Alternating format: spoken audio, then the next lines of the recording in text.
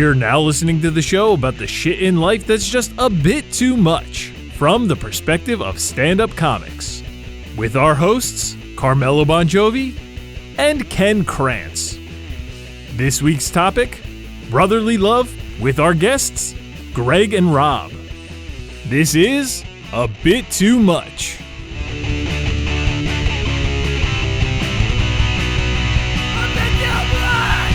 I don't know if there's another culture that likes nicknames more than Italians. Italians fucking, and it's always like Frank. It ends in a Y. Joey, Frankie, Robbie, whatever, and then a name. Like, and then like a word, you know, like a fucking. Sometimes it's just something like Boombats, you know. Yeah. I know a Joey Boombats actually.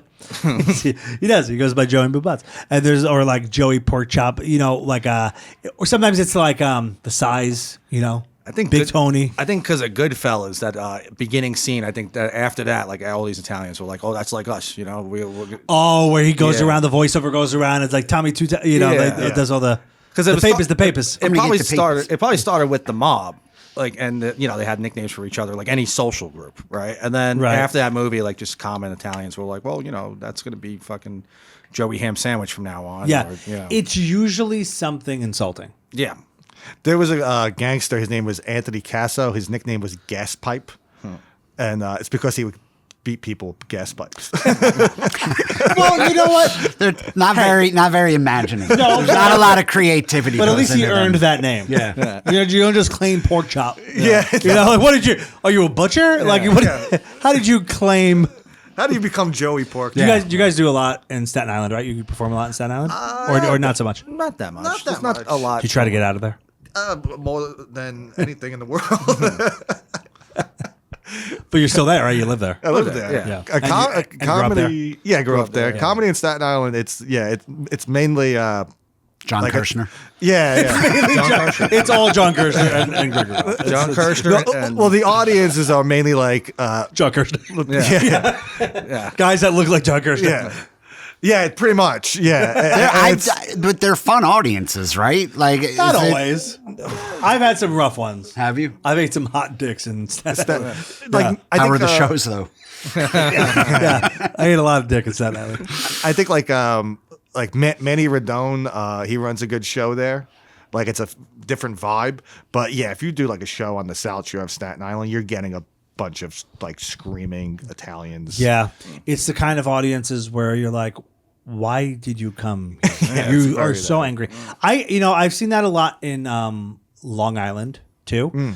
But I think the difference is in Staten Island, it's angry dudes. In Long Island, it's angry older women. That's true. That is true. You know what I'm talking about? I've talked about my worst type of audience. If I had to define the worst demographic for myself, the type of audience that hates me the most is like a middle-aged woman from Long Island. Yeah. They hate me. You know who I never went over? Older black women. Yeah. Oh, they hate us. Yeah. Hate us. Yeah. Never. I can see that. You're from Staten Island. I feel like that automatically implies that maybe there could be some racism in your past. They look at us. They think we're like. Implied. They look at us. They think we're like corrupt cops. Yeah. Like one time we did a You black guys look show. like corrupt cops. I do. I look like that guy who fucking choked out Eric Garner. like that. We go up at the show. I didn't even get a word out. This older black lady's like, no, not today. And that's like, that was it. And that's the rest of the set. I just saw you two. Yeah. Just saw us. Yeah. You know what it is? It's jarring. There's two of you. There's two. Yeah. No one knows what's going on. Yeah.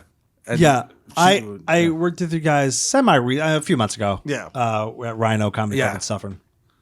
And there's a point in your act where you acknowledge that you're brothers. And it's funny because you saw, like, I didn't know you guys personally, but I just look at you guys. You guys are, like, you look so much alike. You look like brothers, right? And you're on stage together. Like, what are the chances you just found a comedy buddy that looked just like you, right? Yeah. So when you acknowledge, I saw the crowd go like, oh. I'm like, really? You didn't fucking already understand that? You had to be told? But they were like, thank God you said it because I was the whole time thinking it. The worst is like when we first go up and someone just gets so excited and they're like, "Are you twins?" It's like, we're gonna get you. I'm gonna get to things. Yeah.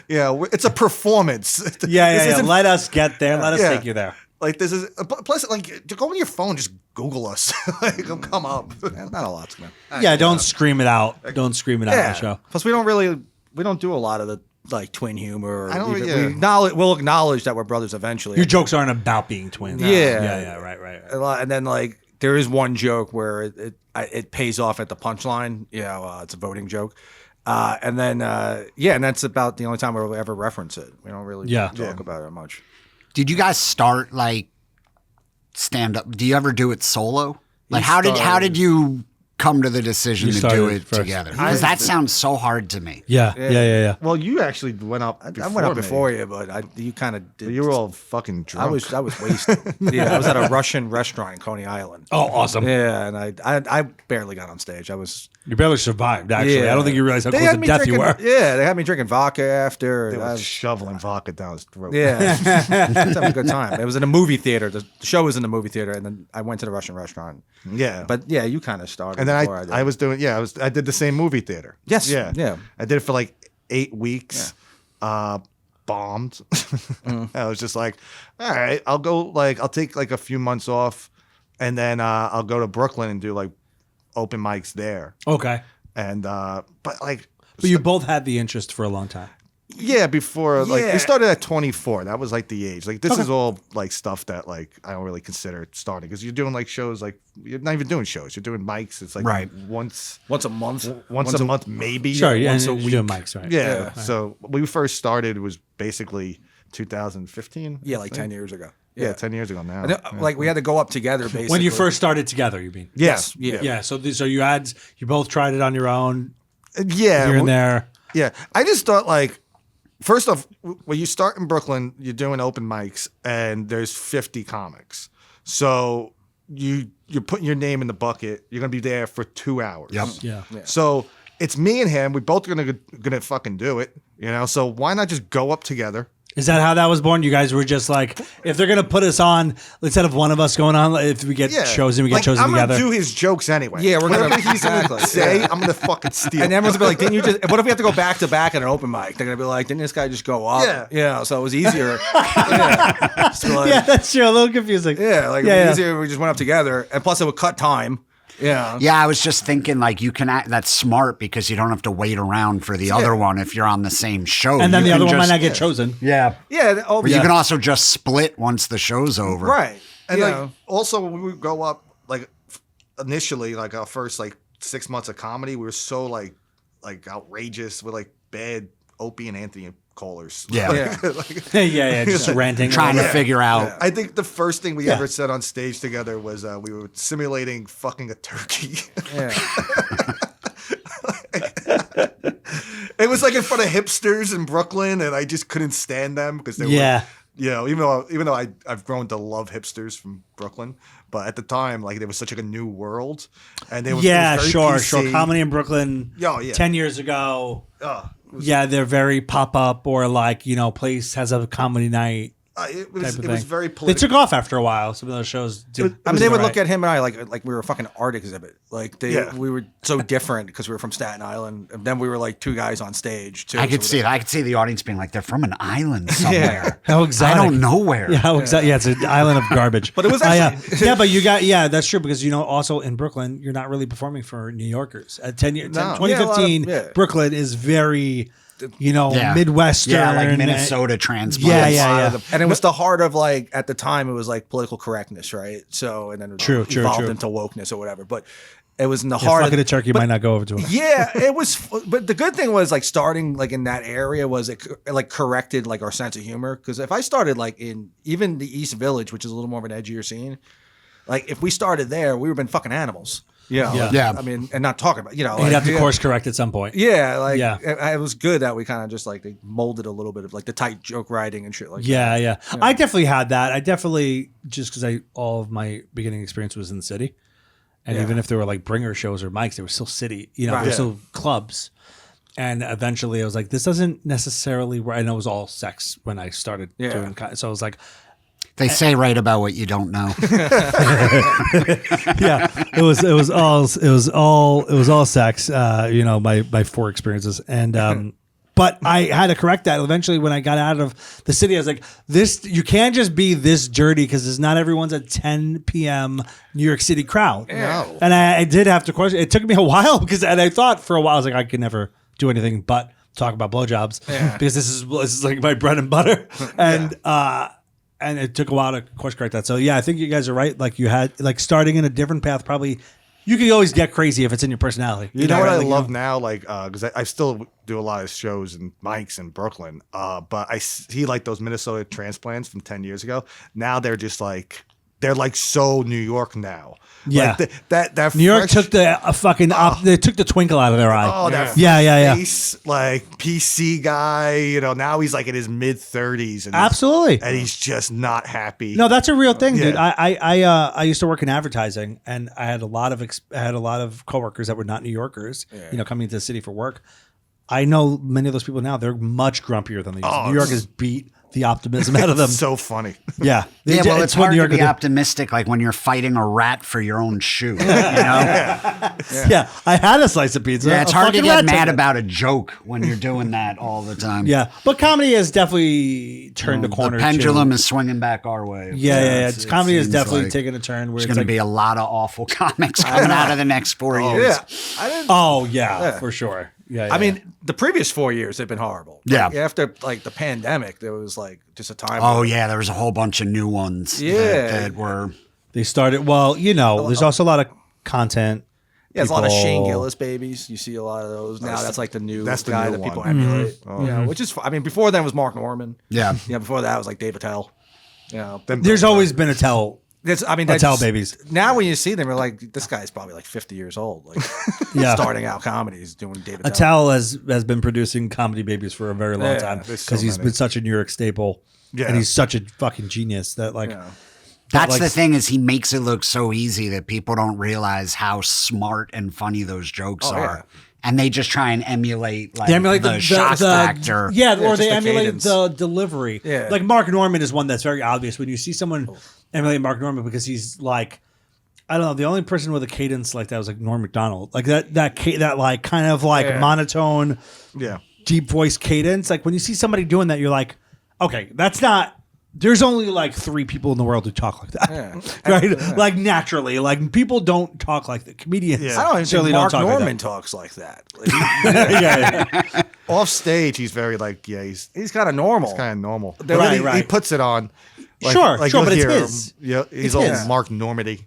Yeah. Like you can appreciate where he goes with it because it's his. I gave him a ride once because he did a show on Staten Island and.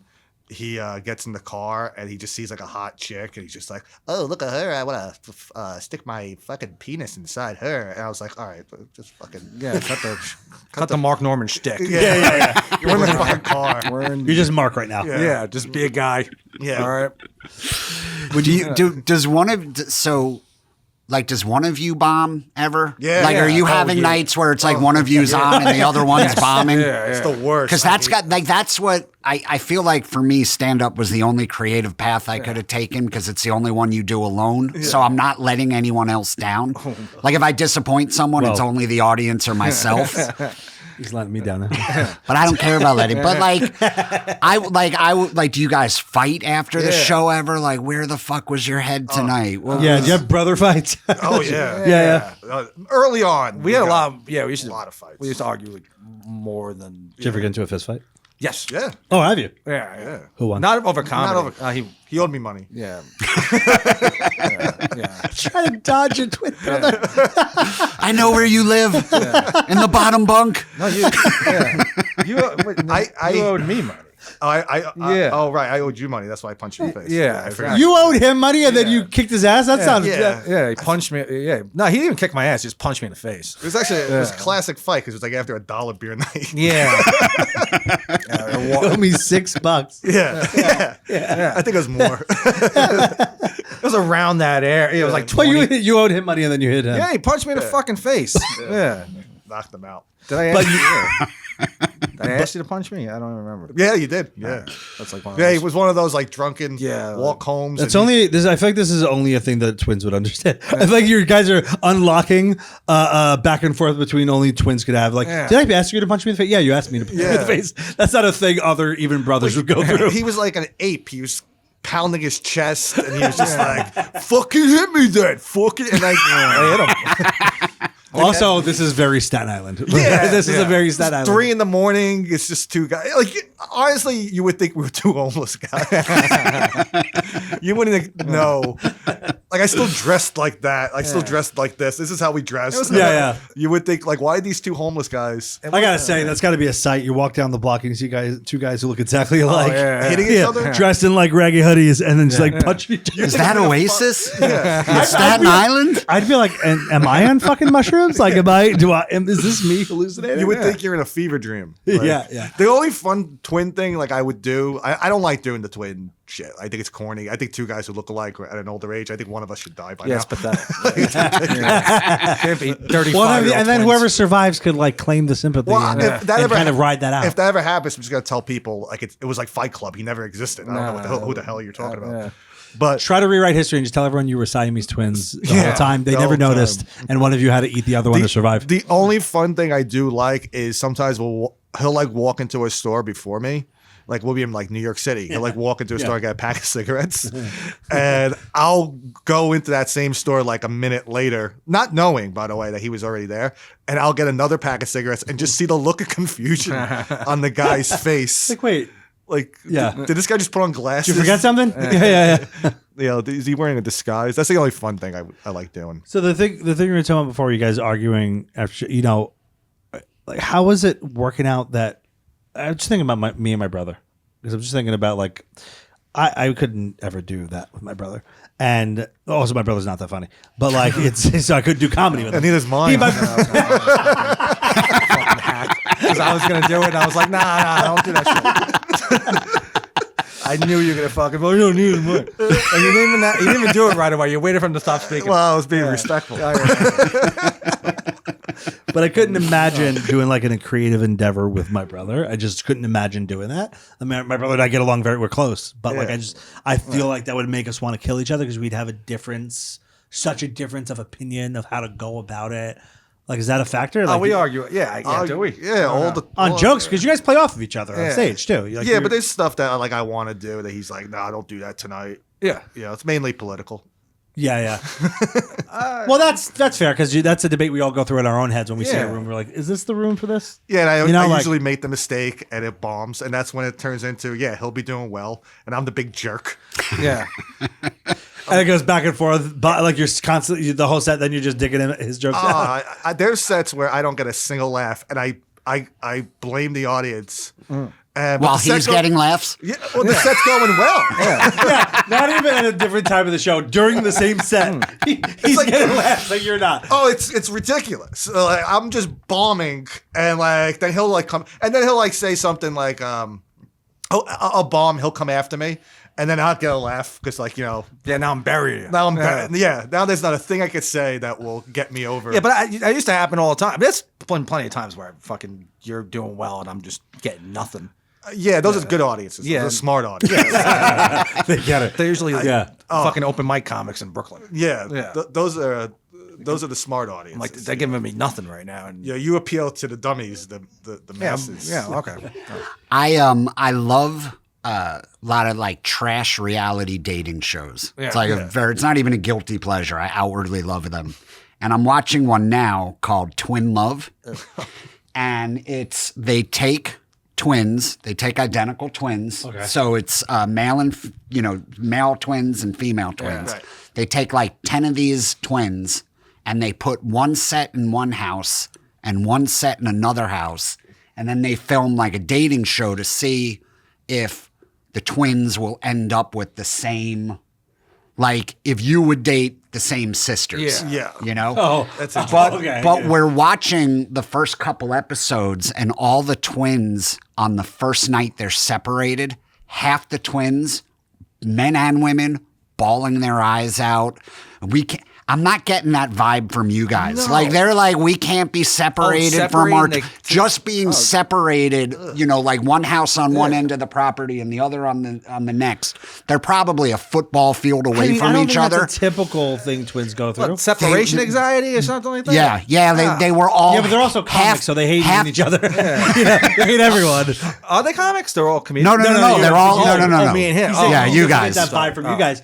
But like, is that a thing that twins go through? Like what, separation anxiety? No. That's No, not at all. No. According to Twin Love, you guys are missing out. Yeah, but think of the kind of twins are the kind of people that would go on that show. Yeah. These are people that have identified only as each other. Probably. Like their whole identity is each other. Yeah, like only for one night, they were like, no, it's like you're separated for whatever a month while they film the show. Yeah, no, I mean, why would I break? They were literally you got one lady crying so hard. Can you just take me to see my sister, please? What the fuck? I want to go home. This is too hard. And it's like you've been separated for 2 hours. We're on minute 5 of episode 1. This is on Netflix, right? It's on Amazon. Oh, on Amazon. Oh, okay. All right. Netflix has my favorite dating show, Love Is Blind.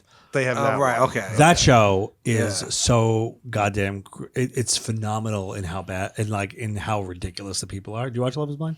A little. Oh, it's a good That's one. one of the ones I can't. That's a good one. It's like a a complete. It's just complete braid rot, and it's so good because they just. So the whole premise is they don't see each other when they're meeting. They're on the other side of a wall. My favorite part is when they meet each other and all the fucking. Then like all the people that are not attracted to the person whose voice they've been attracted to, they're like, and you can see it in their face the second they like, you see it register. Fuck. Oh. Oh god! Like the show's Love Is Blind, and then like, I got my eyesight back. Fuck this! This person's ugly. It's such a great moment. Back to the twin one. So these pussies, they get it like they start crying. They're so upset. Could you imagine if you didn't see him for a while and you start crying? Listen to the twist. This is actually this is brilliant to me. So the twins fuck. They eliminate at the end of the show. They'll eliminate one person from the house. So one house. So there's 2 houses. One house gets the elimination right at the end of each episode. So they have to decide. So if it's the men's chance to choose, they get rid of a girl. If they get rid of that girl, her twin in the other house also has to leave. But now here's the problem. You may want to get rid of a chick, but your brother might be dating her sister in the other house. And you know this. They tell you. They'll show you clips of what your twin is up to. Yeah. And then you have to decide, like you literally see twins deciding, like, if I keep my girlfriend, my brother's girl has to go home. And so it gets. Do I like, love him more or hate her more? Yeah. You know what I typically find out is people love themselves more. All that we can't be separated thing goes away when you realize you're going to be in a fucking annoying relationship. I find it funny that if a twin gets voted out, the other twin has to leave. Yeah. That's hysterical to me because I remember being like 17 years old. I was working as a camp counselor and I got fired because I cursed or whatever. I hit a kid. I didn't hit a kid. Well, the kid owed him money, so. No, he owed the kid money. He owed the kid money and then he hit the kid. A kid threw a rock at me. I started cursing on your back and then you threw the kid. Technically, you're the child. That's not true. That's totally not true. I thought you were kidding, but it sounds like he may have hit a kid. Yeah. That is not true. Like he didn't physically like hit a kid, but like the kid was climbing on his back. Like fun uncle shit. Like the kid climbing on your back. Yeah, except it's not your nephew. This guy, he threw the kid off his back and shit, and then I started yelling, "Get the fuck off me!" And then you screamed, "Yeah, I was fuck off me!" That's exactly how it sounded too. It was like, "Get the fuck off me!" And everyone's like, "You can't curse in front of the kids." But the just can't throw a kid. The thing was, they fired me, but they also sent me home. Sent him home. Yeah, they sent me home. I was like, why? I was a pretty good employee. He didn't do anything. They were just like, you can leave also. And I was like, I didn't. You know what, though? That kid would be scarred if he saw you. Remembering what your brother did to him. Yeah. You know? It's got to be triggering for that kid. That was like probably a Gen Z now he's YouTube probably, streamer. now he's like 28. Yeah, the kid's like, you're not going to really hit him. Yeah, exactly. I do, don't use this as a clip, but I do this really fucked up thing with my wife. My wife technically is a twin, but her brother died during childbirth. Like he died right at birth. But because I'm an asshole, whenever we're out and like we meet twins, I'm always like, oh, my wife's a twin. And then they're like, oh my God, how old? And then my wife has to explain that her brother's dead. And it always brings the mood down, and everyone always looks at me like, why would you do that? Stop doing that. But because it makes me laugh so hard on the way home. I mean, just ruining the evening. Yeah. I did it at Chris Colbert's house. It was literally the very pleasant pair of people that I had met 5 seconds earlier. And they were like, she's like, oh, yeah, we have twins. I was like, oh, my wife's got a twin. Yeah. I don't even think they knowing you do it knowing that that's coming. I do it knowing that she has to explain. Is she like, is she excited to explain it? No, she's not excited. But you know what's so funny? So my wife and I dated all through high school, and then we had like a 2-decade timeout and got back together. But I remember in high school, she invited me like for Easter Sunday. And I was going to go to church and then go to Easter Sunday with them. What she didn't tell me, and she told me she didn't tell me on purpose because she knew that I would probably get like weirded out and say no. Before we go to church, we pull into a cemetery and go to wish Happy Easter to her baby brother's gravesite. Mm-hmm. And I stood there and it was so awkward and uncomfortable and I didn't know what to do. And people were crying. I had to get back in the car. And then afterwards, I was like, what the fuck was that? Why wouldn't you give me a heads up? She was like, I knew you wouldn't do it. So what's like, worse, that it's Easter and he didn't rise from the dead? Or that she brought a Jew to wish him happy Easter? What's the bigger offense here? And how long were you dating for this? We dated, so I met her when I was 15. I met her a couple weeks shy of my 16th birthday. So we started dating when I was 15, dated all through high school, and off and on. I would say like we dated from 15 to 18, and then off and on till like 21. And then we broke up for good the first time in college. Yeah. For the Easter thing, like how long were you dating? Were you newly? No. Maybe we were dating a year or two. Oh, okay. All right. That was the first Easter. Yeah, it was the first time I'd spent Easter with her. Oh, okay. All right. Like, this is what Easter is. It would be so funny if it was only like 2 weeks. I mean, that's the only thing more depressing than Passover, to be honest with you. Yeah. Yeah. Like, we got to visit my dead brother. Yeah. It's, she has a niece who passed away, but her sister would bring birthday cakes to the cemetery. Wait, so she's gonna fucking kill me. Do not clip that out. Let's try to just try to tell the story and not be a piece of shit when you tell it. Just hold on. Should you bring cake? I've never done it. I've just heard that it's been done. Wasn't accusing it. Yeah. So they bring cake there and do what? Carmelo's just pissed that somebody bought a cake and wasted it.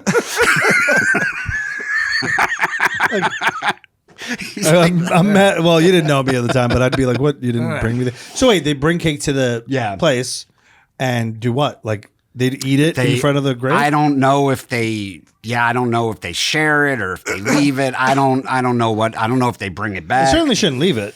Yeah, there's going to be animals eating it. I don't know. They probably can't see what's going on outside. No, they can't. But I know. If this kid knew what we were talking about, he'd be horrified. It's so fucking funny because you're going on about this, and then like this woman just stopping and like, oh look, and there's a child outside. Yeah. Like, oh look, they're doing something fun in here. It's like, talking about beating kids and dead children, and eating cake on their grave. Yeah, being disgusted at people bringing cakes to the gravesite. Oh my god! Did they sing Happy Birthday too? Because that's probably listen. I don't know, but if I'm just being honest, and I had to guess, I had to guess. In a while, I don't know. This is working out. Oh my god! Yeah. Are you one? Are you two? Oh fuck! Does anyone know a divorce lawyer? I won't air this clip, but I will just send it right to your wife. No, I'll tell her. She'll be fine just so long as it's not clipped out. But that's because you guys have such a long history together because you were together and then you then you got married separately, you know, with different people, and now you're together. It's like that it's got to just constantly be like, oh, remember 20 years ago when you did this thing? Oh, yeah. It's got to be, right? Yeah, Like, yeah. Because anyone you have that long of a history with. Wait, you don't do the Easter thing anymore? No, not that's the only time That's the only time they ever took. That's probably the last time I went to church with them. I was like, I'm not falling for this again. Yeah. Like, you're making this awkward. Yeah. Yeah, no, she's got and listen, I was not I'm probably the dude that she always wanted now. Yeah. But back then I was not. So she's got a lot of like unfinished arguments from the 90s in her head that she can now nail me down and finish. Built up emotion. Yeah. You guys might have that toward each other. Hi. You know what I mean? Like that's you're working with someone who you have obviously as brothers history with. Like that's like I just keep on thinking about. I just keep on putting me and my brother in this place every time I'm thinking about you guys because I'm like I wouldn't be able to. And my brother and I are close. I couldn't imagine like that him being like my work partner. You know, I feel like we'd kill each other. There's got to be an element of just letting that shit go when you're. I mean, I guess we get along, right? We We watch a lot of sports together. Yeah, watch a lot of sports. Yeah, Watch a lot of Do you sports. live together? live together. Yeah. I mean, we work separate jobs. Yeah. and stuff. Yeah, I we don't work see him separate all, jobs. You know, I mean, sometimes I only see him doing stand up. yeah. Yeah. And we don't even talk on the way on the way here. We didn't say a word to each other. You're like we do enough of this. Yeah. Yeah, it's like a married couple. Yeah. It's like we don't talk in the car. Yeah. No. No. On the way. Yeah. But you talk when it matters, which is on stage. You're talking the real moments in life, which is when you're being paid to do so. Yeah. We don't even discuss anything. If we have a real rough set on the way home, it's dead silent. Oh, Yeah. Oh, I it's can so- imagine. Yeah. I can imagine because I know those moments alone. It's so sad. And if I had someone else to share that misery with, I would know. not. Just so sad that drive home, two brothers just being like, we blew it tonight. This car is full of disappointment for our parents. Yeah. We really blew it. Yeah. If it's like really rough, we're like, we don't. No, it's also fun. Like sometimes I won't send them a joke and I'll do it anyway on stage. And the sense of panic on his face. Yeah. Oh, I see. That's Right, the because you kind of guys shit. play off each other so much. Yeah, he does that You know? shit. Yeah. I would do that. I'd probably be the asshole brother. In that I stopped equation. doing it because one time we did it. We It derailed the entire act. really did. And it was funny. It was a show out here. It was a show in Jersey. It was like a packed crowd too. Yeah, nice crowd. Yeah. And Well, did you panic or you just? well, I got tape afterwards, and I did this joke. I totally didn't tell him. I actually it And it was new. It was also. brand new. Yeah. It was a joke. I might have ran by him. Like I didn't even. We never did it on stage. And like 2 minutes into the set, I just go into it. And then I'm watching the tape afterwards, and I see the fucking panic on his face. And I was like, "Oh wow, okay, I got to stop doing that." No. Like I can't like. And it derailed the entire set Yeah. after that. Oh, I never we- got back into. Yeah, I'm like, you had to try to like get your way back in. Yeah, well, I was very annoyed. Yeah, you must have been fuming, right? Yeah, could see that. I was very annoyed with what was going on. I was like, this guy's trying to make an ass of me. And then, I just remember because it was like also we had to do like 20 minutes, and it was during fucking COVID. Yeah. Yeah, and I was like, why is he doing this shit? It was a bullet spot. I'm like, it was outdoors in Jersey. I'm like, this Yeah. guy's fucking around. There's nothing worse than sucking the air out of an open air field. There's already so much distance between you and the crowd, and it's already hard enough to hear the laughs. During COVID, like literally hearing crickets. Like, Yeah. that sucked. Yeah, The worst was hearing subways and shit in like the city, and like you do or bombing on a fucking like by a bus stop. Yeah. Oh my god. People arguing, Yeah. bus God. tires screeching, the door opening sound. Yeah. We would do like rooftop shows in Brooklyn, and literally the subway's behind you, and like you have to like time out your jokes Yeah. as the subway's going. Yeah, sure. You crazy. have to hold for a second. Yeah, COVID was weird because, like, you'd be like, "No, I'm not going to do a show in your club, but I'll do one on your fire escape." Like, Yeah, it's dangerous for me to be inside. and I said I used to like with the indoor shows. Like, if someone got up and leaves, Yeah. you're like, "Oh, maybe they're coming back." Maybe they're going to the bathroom. Maybe they're making a phone call. But like when they'd leave at the outdoor show, they'd be like bloop bloop, with their car. Yes. They pick their chair up, get their picnic blanket, and you're like, I don't think they're coming back. Yeah, they are on that subway that you're hearing fucking pull away. You literally see them drive away. It's a disheartening feeling. I saw a comic. Yeah, he walked the entire rooftop. And, Like right off. Like, fuck this. people like jumping, Like lemurs. One guy, they did, and actually they came back like later on for another show, but 40 people like getting up all at once, and the guy's just delusional. Having to climb down a ladder. Yeah, like I'm like, how much do you suck? Steps in the fire escape. Yeah. Oh.